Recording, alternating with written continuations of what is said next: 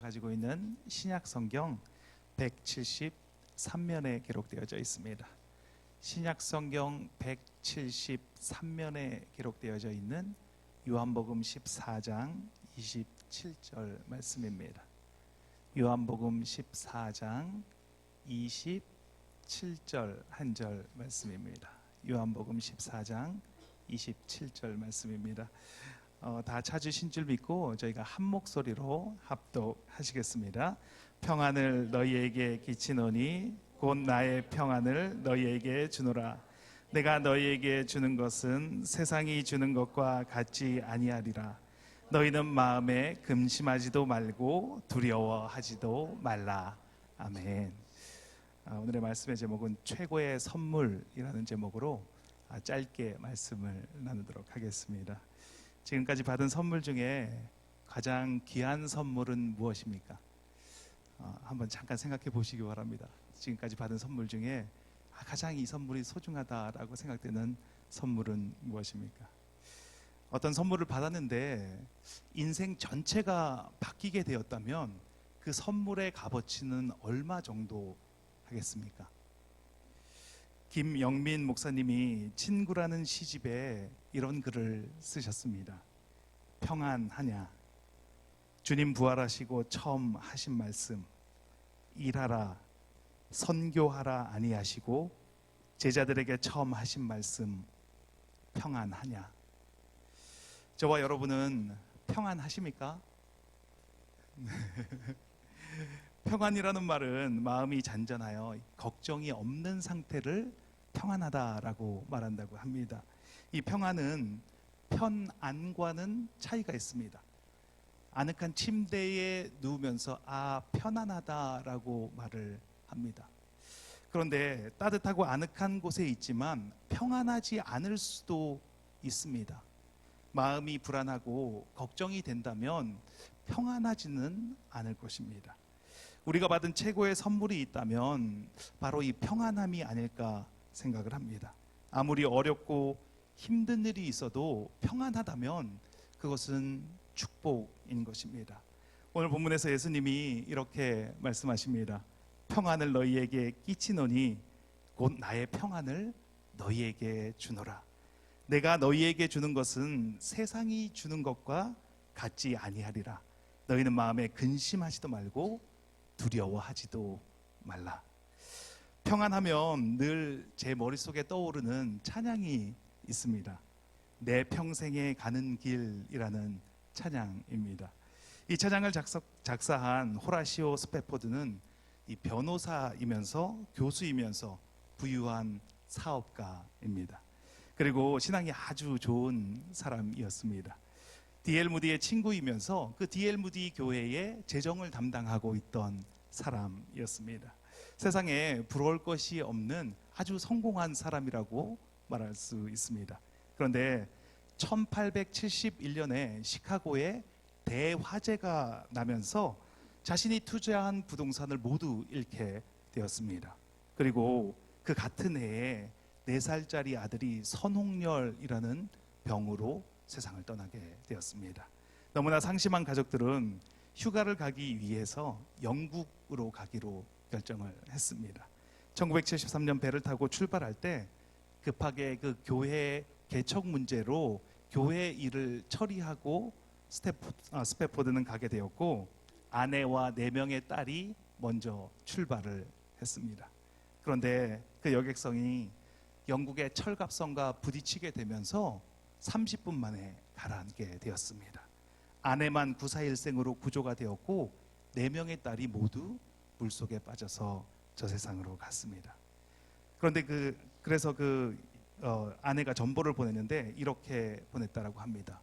혼자 구조됨.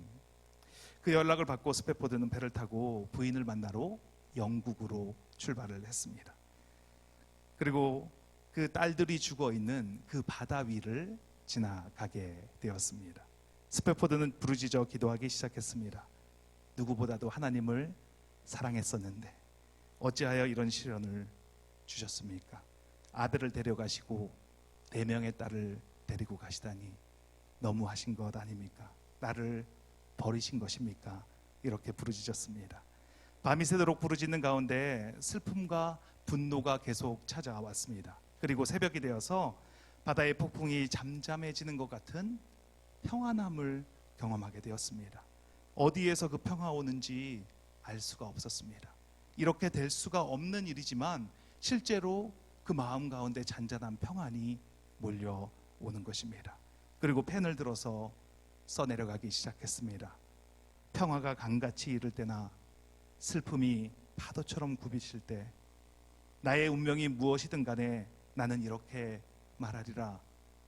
평안해, 평안해, 내 영혼 평안해.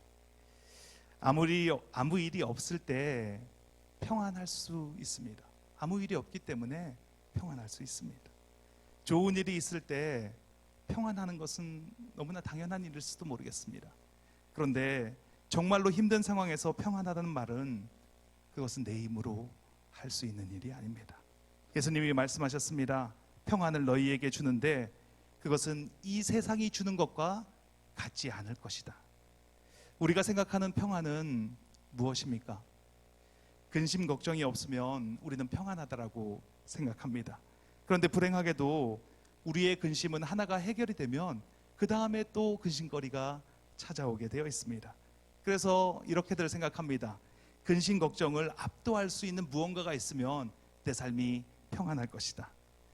그런데 그 어떤 것이 있어도, 풍부한 돈이 있어도, 일자리가 안정이 되어 있어도, 원하는 사람들과 함께 있다고 해도, 그런데 그 모든 것들은 우리가 살아봐서 알지만 허무하게 없어지는 것들입니다. 사람에게 실망을 했습니다. 사람은 믿지 못한다고 생각을 합니다. 돈이 줄 수 있는 것은 편안함까지 줄 수가 있습니다. 결국 평안은 성령님이 주셔야 우리가 평안할 수 있습니다. 요한복음 14장 26절입니다. 오늘 본문의 바로 윗절인데 같이 한번 읽겠습니다. 보혜사 곧 하나님께서 내 이름으로 보내실 성령 그가 너희에게 모든 것을 가르치고 내가 너희에게 말한 모든 것을 생각나게 하리라. 평안을 너희에게 끼치노니 이렇게 말을 합니다.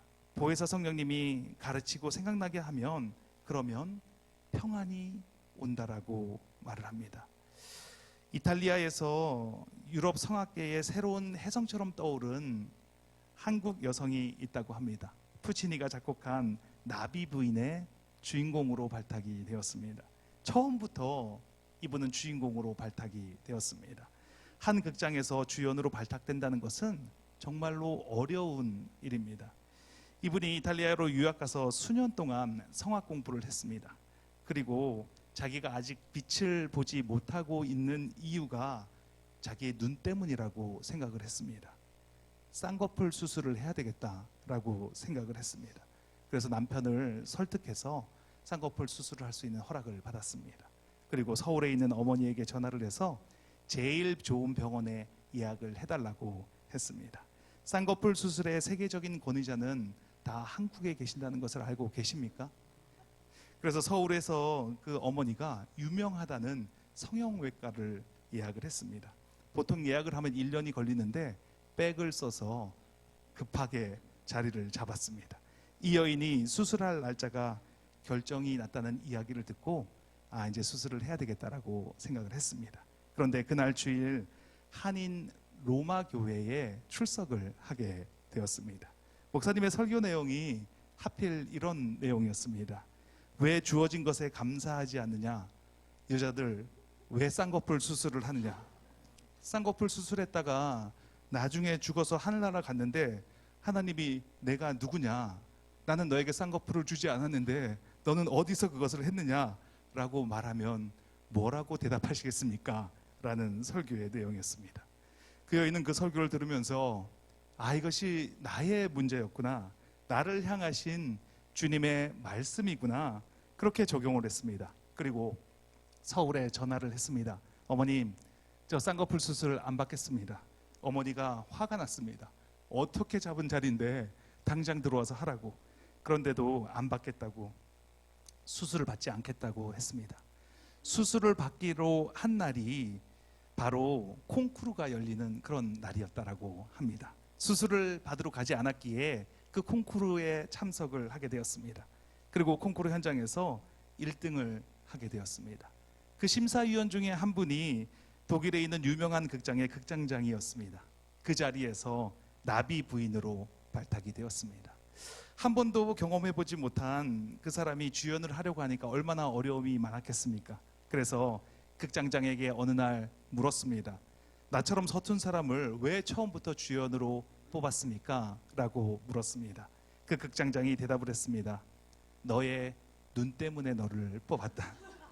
본래 나비 부인은 일본 여인이지만 일본 여인들은 가창력이 한국 사람보다 안 된다고 합니다. 그래서 유럽에서 인정을 못 받는다고 합니다. 뿐만 아니라 일본 여자들은 전부 쌍꺼풀 수술을 해서 쓸 수가 없다라고 합니다. 너처럼 가창력이 되면서 쌍꺼풀이 없는 여자는 처음 봤다고 그래서 뽑혔다라는 것입니다. 내 삶이 평안함이 없다면 먼저 생각해 보셨으면 좋겠습니다. 예수님의 말씀이 생각나신 적이 있으십니까? 최근에 예수님의 가르침이 생각나신 적은 언제이십니까? 말씀을 읽는 중에, 지금 이렇게 설교를 듣는 중에, 기도하며 묵상하는 중에 예수님의 말씀이 생각이 난다면, 그렇다면 그것이 평안이 임한 것입니다. 평안한 삶을 살아가고 있다는 증거가 되는 것입니다. 오늘 이 말씀이 여러분에게 평안함을 주는 말씀이기를 기도합니다. 이 말씀이 내 안에 새겨지고 계속 생각나는 말씀이 된다면, 그렇다면 내 안에 평안이 시작된 것입니다. 저는 오늘 예수님이 저에게 주신 평안을 전하기를 원합니다. 저는 35살에 예수님을 구주로 영접했습니다. 그 전에 저는 돈을 쫓고 명예를 쫓고 세상이 줄 수 있는 편안함을 쫓아서 살아가던 사람이었습니다. 전공을 여러 번 바꾸고 미국에 와서 젊은 시절을 보내면서 많은 시도를 했습니다. 하지만 제 마음은 늘 허전하고 공허했습니다. 목사이신 누님이 저를 만날 때마다 항상 예수님의 말씀을 전했습니다. 초저녁부터 시작해서 천지창조부터 예수님의 재림까지 전했습니다. 그리고 저에게 물었습니다. 이제 예수님을 믿고 교회를 가겠니? 그러면 저는 대답합니다. 아니, 아직 난 잘 모르겠는데. 이렇게 대답을 하면 처음부터 다시 시작을 합니다. 다시 천지창조부터 또 예수님의 재림까지 그렇게 밤을 새워야지만 저를 놓아주곤 했습니다. 그런데도 예수님이 마음에 와닿지 않았습니다. 그러다가 영국에서 직장 생활을 하고 있을 때 홀로 외롭고 쓸쓸하게 지내고 있을 때 예수님을 찾아야 되겠다는 마음이 내 안에서부터 시작되었습니다. 예수님을 제 마음의 구주로 영접을 하니까 세상이 줄 수 없는 평안이 나에게 임했습니다. 제가 중요하다고 생각했던 것, 모든 것 대신 그 자리에 예수님이 자리를 잡으시니까 말할 수 없는, 세상이 줄 수 없는 그 평안함이 내 안에 임하게 되었습니다. 여러분 평안하십니까? 오늘 처음으로 방문해 주신 여러분 환영하고 축복합니다. 예수님의 평안이 함께 하시기를 기도합니다. 교회에서 저희가 선극을 준비를 했습니다. 제목이 빈방 있습니까? 라는 선극입니다. 이 선극을 함께 보시고 또 기도하는 시간을 갖도록 하겠습니다. 연극을 같이 보겠습니다.